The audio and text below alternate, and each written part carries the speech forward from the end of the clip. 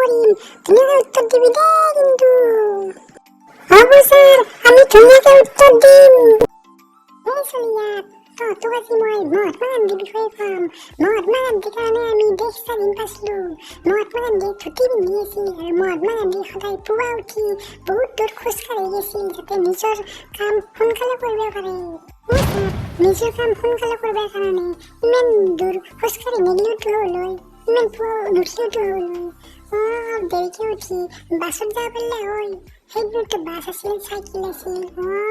মহাত্মা গান্ধী কিন্তু এইটো ভুল কৰিছিল, খোজকাঢ়ি যোৱাতকে বাছত যাব লাগিছিল, বেছি সোনকালে পালা হয়।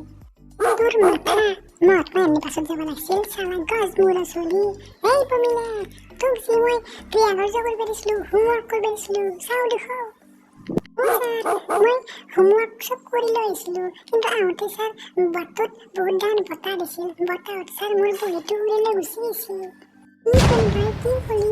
বতাহে তোৰ বহি উৰি লৈ গৈছে? হয় নেকি? ঠিকে আছে বাৰু, কিন্তু তই স্কুল পাওঁতে ইমান দেৰি কি কাৰণত হ'ল?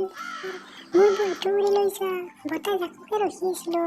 বতাহজাক ঘূৰি আহিলে মোৰ বহীটো আৰু কিজানি ঘূৰিয়ে পাওঁ, সেইকাৰণে বতাহজাকক ৰখি থাকোঁতে স্কুলত আহোঁতে দেৰি হ'ল ছাৰ। হয় নেকি গজমৰীয়াপি?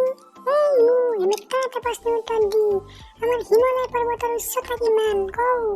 ছাৰ, হিমালয় পৰ্বতৰ উচ্চতা ছাৰ 4 চেণ্টিমিটাৰ ছাৰ, হিমালয় পৰ্বতৰ উচ্চতা।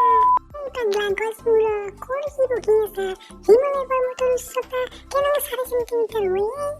ছাৰ, এইমাত্ৰ মই কিতাপখনত যি ফটো আছে, সেই ফটোখনত জুখি চাইছো স্কেল দি 4 চেণ্টিমিটাৰ। সঁচাকৈ বিদ্যামাচোন ভগৱানৰ শপত, স্কেল জুখি যাওঁতে 4 চেণ্টিমিটাৰৰ হৈছে হিমালয় পৰ্বতৰ উচ্চতা। হে ভগৱান, তুমি কোন আছা? কি পাপৰখনত মোক এই মাষ্টৰৰ চাকৰিটো দিলে? মোৰ মাথা খাই দিছি, কি পাগলা চলি।